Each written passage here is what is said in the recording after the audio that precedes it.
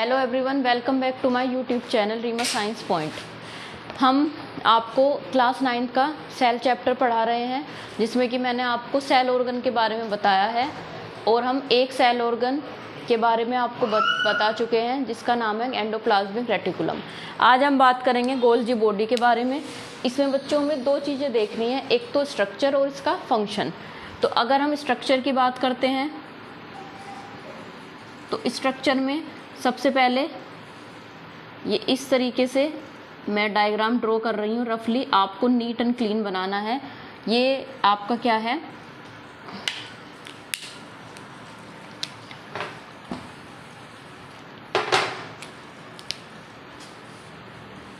सबसे पहले क्या बनाना है, आपको न्यूक्लियस बनाना है, जिसमें कि ये हमारी क्या है, ये हमारा न्यूक्लियस हो गया। और मैंने इससे पहले वाली वीडियो में आपको बताया था कि जो न्यूक्लियर मेम्ब्रेन है ये है कि ये क्या होती है हमारी न्यूक्लियर मेम्ब्रेन। न्यूक्लियर मेम्ब्रेन से अटैच हमारा क्या होता है, एंडोप्लाज्मिक रेटिकुलम। यहाँ पे हमारा क्या अटैच रहता है, एंडोप्लाज्मिक रेटिकुलम। इस तरीके की ट्यूब लाइक स्ट्रक्चर होती है और इसी से हमारा क्या अटैच रहता है, इसी से यानी कि जो एंडोप्लाज्मिक रेटिकुलम है इसी से हमारा अटैच रहता है गोल्जी बॉडी। तो ये तो ट्यूब लाइक स्ट्रक्चर है। इसी तरीके से फोल्डेड स्ट्रक्चर होती है, इसी तरीके से यहाँ से हमारी अटैच रहती है लाइक दिस।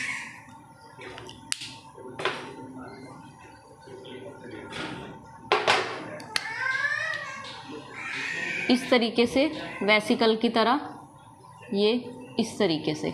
तो ये हमारे यहाँ पे क्या अटैच रहती है, गोल्जी बॉडी। मैं सिर्फ आपको समझाने के लिए बता रही हूँ रफली डायग्राम, आपको इसको अच्छे से नीट एंड क्लीन बनाना है। तो हमने क्या देखा कि न्यूक्लियर मेम्ब्रेन से क्या अटैच रहता है हमारा, ये एंडोप्लाज्मिक रेटिकुलम। इसके अंदर क्या होगा, हमारा न्यूक्लियस होगा और न्यूक्लियस के अंदर हमारा क्या होगा, न्यूक्लियर प्लाज्म होगा। तो न्यूक्लियस और एंडोप्लाज्मिक रेटिकुलम तो हम बता चुके हैं आपको। हम बात करेंगे केवल गोल्जी बॉडी की। तो गोल्जी बॉडी में क्या होता है कि आप इस तरीके की जो स्ट्रक्चर देख रहे हैं इसको हम क्या बोलते हैं, ये हमारी जो है कह सकते ट्यूब लाइक स्ट्रक्चर होती है और इसी में हमारा इस तरीके से जो है ये क्या होती है, वेसिकल्स होती हैं। तो इन वेसिकल्स का क्या काम होता है कि जो मैंने इससे पहले आपको बताया था कि एंडोप्लाज्मिक जो रफ एंडोप्लाज्मिक रेटिकुलम है उस पे हमारे क्या होते हैं, ये हमारे राइबोसोम होते हैं। क्या होते हैं, इसको हटा देते हैं यहाँ से, राइबोसोम होते हैं।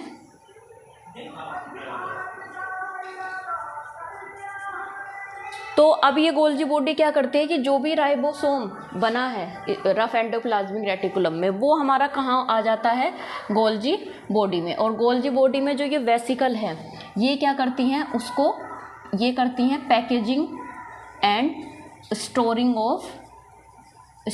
Of protein. ये क्या करेंगे कि यहाँ से जो भी बना एंडोप्लाज्मिक रेटिकुलम से जो भी प्रोटीन बना उस प्रोटीन को क्या करेंगी, वो प्रोटीन कहाँ से कहाँ आएगी, गोल्जी बॉडी में आएगी। क्योंकि गोल्जी बॉडी का वन एंड किससे अटैच है, एंडोप्लाज्मिक रेटिकुलम से, और इसका वन एंड जुड़ा रहता है हमारा सेल मेम्ब्रेन से। ये है हमारी सेल मेम्ब्रेन। तो गोल्जी बॉडी क्या करती है, गोल्जी बॉडी की जो वेसिकल है वो इस प्रोटीन को क्या करती है, पैक करती है और स्टोर कर लेती है। और पैकिंग करने के बाद क्या करती है, पूरी सेल में उस प्रोटीन को क्या करती है, ट्रांसपोर्ट करती है। इधर ये वाला एंड जो है इसका सेल मेम्ब्रेन से अटैच रहता है।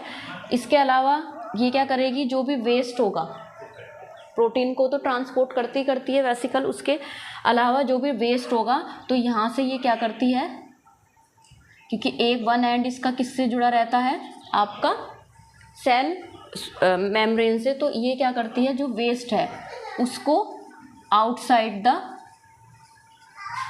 सेल बॉडी, जो वेस्ट होगा उसको बॉडी से बाहर भी निकालती है। तो इस तरीके का ये स्ट्रक्चर होती है गोल्जी बॉडी की।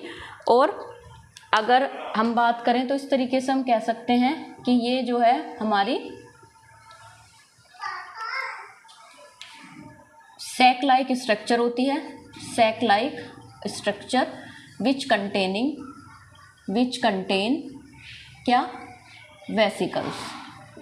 और अगर हम इसकी फंक्शन की बात करें तो फंक्शन मैंने आपको बताए कि क्या फंक्शन होता है इसका, कि जो इसकी वेसिकल है वो क्या करेगी, इसकी जो वेसिकल होती है वो एक तरीके से packaging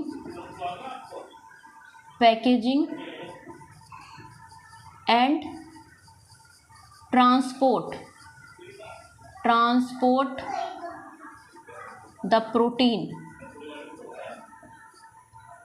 packaging and transport the protein throughout the